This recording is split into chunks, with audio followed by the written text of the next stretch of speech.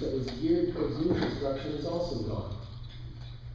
The recession did much more damage to Georgia's financial sector than to the nation's. For example, by mid-2011, statewide employment and financial activities was 17% below its cyclical peak. Now compare that to just 9% drop for the nation overall. Those outsized job losses in financial activities reflect our overexposure to construction, land development, and real estate loans. Those loans caused Georgia to lead the nation in terms of the number of failed banks. While Georgia still has an elevated number of troubled institutions, which means we've got more bank failures lying ahead. So job losses in the financial sector will continue to be heavy this year.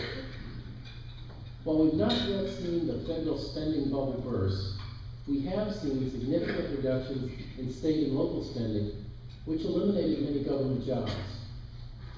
In 2012, Georgia's recovery will finally lead to a net job increase. And that's despite the fact that we don't expect more aggressive hiring in the industries that are expanding. Back until 2013, when construction and financial services begin to recover.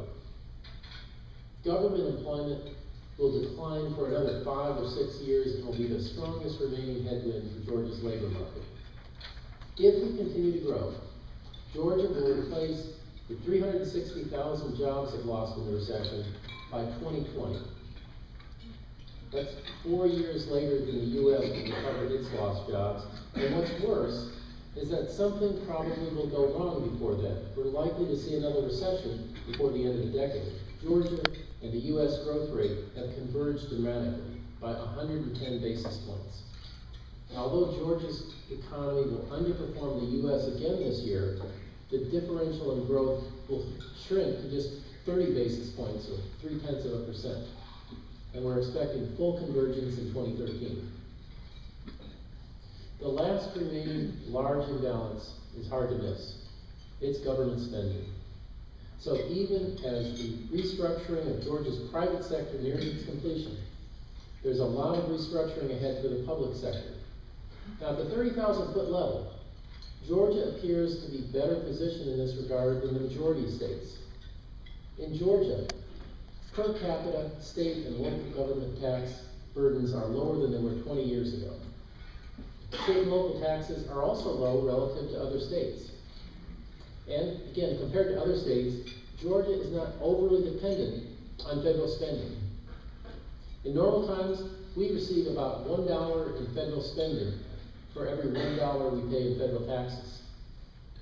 At the other extreme are states like Mississippi and New Mexico, which get more than $2 of federal spending for every $1 they pay in federal taxes. So, unlike the bursting of both the housing and the technology bubbles, the bursting of the government bubble shouldn't hit Georgia harder than the nation as a whole. State government restructuring is already well underway, and we've seen some local government restructuring. But restructuring is only beginning at the federal level. Areas of Georgia with high proportions of federal workers will be vulnerable to the bursting of the government bubble. Georgia could get hit very hard, for example, if the cuts are skewed towards domestic military bases. Despite continuing job losses in construction, financial services, and government, Georgia's nominal personal income will rise by about 3% this year.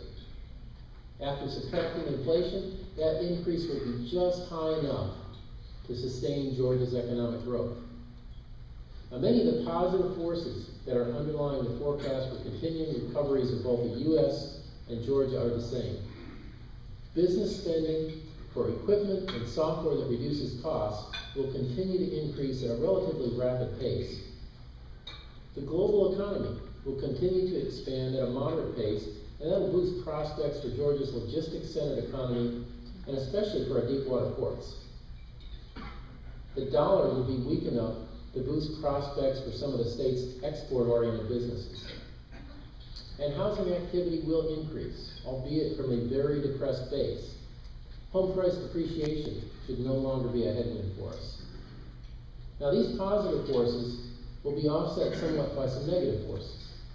I've already talked about the impact that we'll see from the continued job losses in construction and declining government spending. We should also expect continued uncertainty both at home and abroad. Tight credit standards and uncertain financial markets will restrain the growth of business spending as well as the sales of some big-ticket consumer items. And we're likely to see continued turmoil in the European financial markets. Closer to home, the increased federal regulatory burdens are weighing very heavily on job growth. Federal policy is also very uncertain in some critical areas. These conditions will limit job growth in 2012. So, our forecast for 2012 is for more of what we've seen in the past couple of years. Technically, we might see continued slow growth. Technically, we might see a patch of recession. Either way, unemployment will remain very high. And this isn't just a forecast for 2012. These conditions could last until the end of the decade. Well, now let's focus on Georgia's competitiveness and what can we do to improve our baseline forecast. Let's start with a critical question. Has Georgia lost its competitive edge over other states? If you compare Georgia's job growth with the country as a whole, you'll see that Georgia fared better in each decade, from the 1990s back to the 1960s. In the 1990s, Georgia enjoyed a 32% increase in employment versus 20% for the U.S. overall. In the 80s, we had a 39% gain here in Georgia versus 21% for the U.S.